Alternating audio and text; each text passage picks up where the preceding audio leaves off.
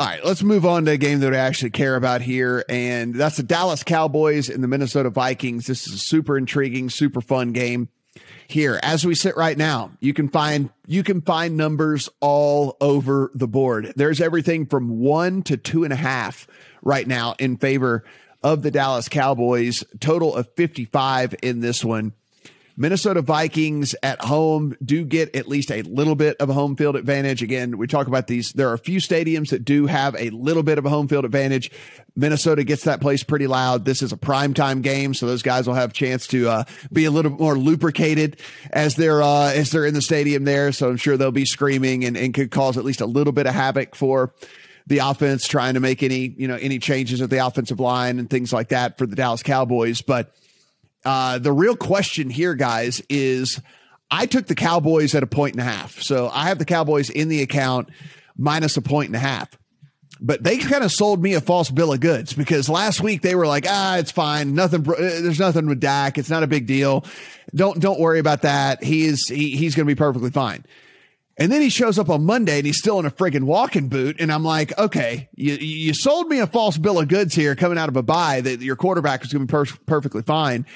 And, that seems to not be the case. McCarthy said that Prescott on Wednesday participated in individual drills is what they're calling it. And that's about it.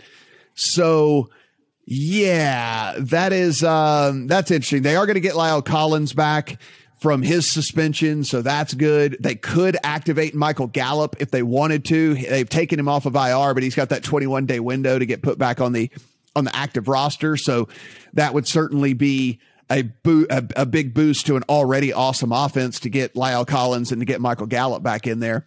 But Brad, we don't know we don't know for sure that it's going to be Dak Prescott playing quarterback. No, we don't. I did the same as you when that line came out. Thought, why are Cowboys only laying 1.5 here? Bet them now. It's not really moved, is it? This market is still sitting minus 155. Yeah. So I'm thinking the market thinks he's going to play. Dak was joking about it when he first came out with that boot on after the last game. He was going, "I'll give you all you reporters something to talk about." So he didn't seem like it was that serious then. So I don't know. I think we just assume he's going to play. And if so, I don't see how the Vikings stop them here. Right, the Cowboys are already third in offensive DVOA, first in PFF offensive grade, and now, as you say, adding two more top tier talents.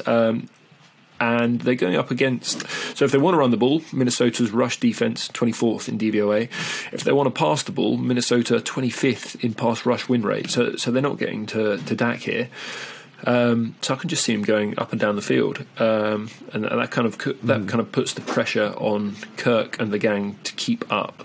And Minnesota, they're 27th in early down success rate offensively. So I don't know. There's some questions here, and especially again in pass protection as well. If they're forced to drop back time and again, 19th in pass block win rate, so they could get some pressure on Kirk here.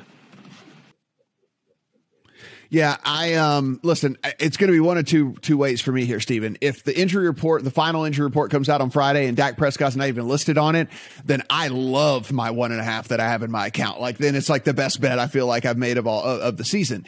Now, if he's listed as questionable and there's stuff coming out that he's actually truly questionable, then I hate the hell out of it. And it's going to be, so I'm going to have mixed emotions come Friday when the final injury report does finally hit for this game. But, look, if Dak Prescott's going to play and that's the indication that they've given me, and I've only got to lay 1.5 against this Minnesota defense that, again, has not been good anyway, but certainly has not been good against a team like that, what the Cowboys are bringing to town here with the multiple sets here, the multiple ways that they're going to be able to go. If you kind of look, the early down success is their Minnesota defense is kind of middle of the pack. Now you have the best early down success rate team in the entire NFL coming into town.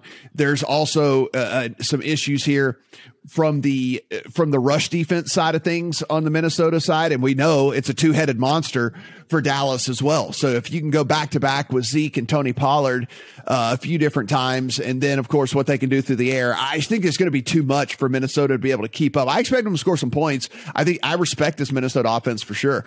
I don't think it's bad. I think they're pretty good, actually. I think Kirk has been playing pretty well throughout the course of the season too, but I just don't think that I just don't think that they have what it takes to keep up with Dallas. I bet this line early in the week at Dallas -2.5, and it's gone the wrong way, like you guys mentioned. There's a juiced -1 out there, which implies on a neutral field that the Vikings would actually be rated even or a slight favorite against the Cowboys, which is just ludicrous. Unless there's something wrong with Dak Prescott. And I've been trying to figure this out and diagnose it. This is a Sunday game, which means you're supposed to have an injury report on Wednesday and an injury report on Thursday and Friday. He was limited on Wednesday, and I searched the internet high and low. I can't find a Thursday update on Dak Prescott.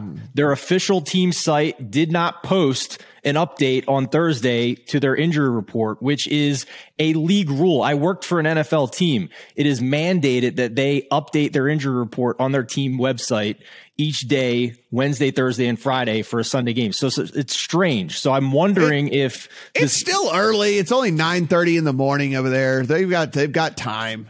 Yeah, that's fair. That's fair. I guess you're right there. But I mean, it's a weird situation, right? It's the only way you can justify this line move to where it's gone at some spots is if there is legitimate concern with Dak Prescott. Otherwise, everything you said, there's major mismatches in this game. And specifically, Kellen Moore has shown game plan specific situations each week. He doesn't just come out with the same plan no matter the opponent. He tailors it to the defense that they're facing. And the huge mismatch I see is in the running game, which should help if Dak is a little banged up.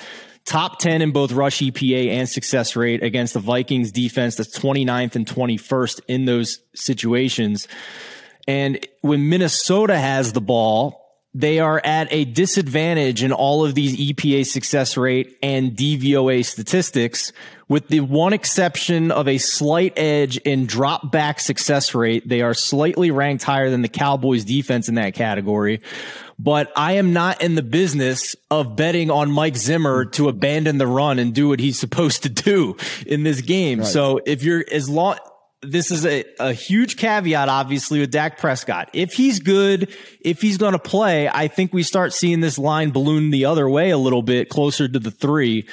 If he's playing, I don't care that the Cowboys have covered every spread this year. That's a narrative-based handicap if you're going to say, well, I'm going to bet on the Vikings because at some point the Cowboys aren't going to cover a spread. That's a stupid way to handicap a game. Obviously, it's going to happen at some point, but if we're looking at the numbers and the analytics here, less than a field goal is a good bet for me for the Cowboys, and it's public as hell, but I don't give a damn this week as long as Prescott is healthy. Yeah, I was going to say, like, if you're a gambler and you want to roll the dice that Dak's going to play and that he's healthy, I would, like I said, I would recommend getting in now on it. And because it's only going to be one-way traffic to Dallas if he is officially ruled in and healthy and all that stuff. And there's no worries about Dak whatsoever. So you'd want to get in now. You'd want to get in on the good side of that.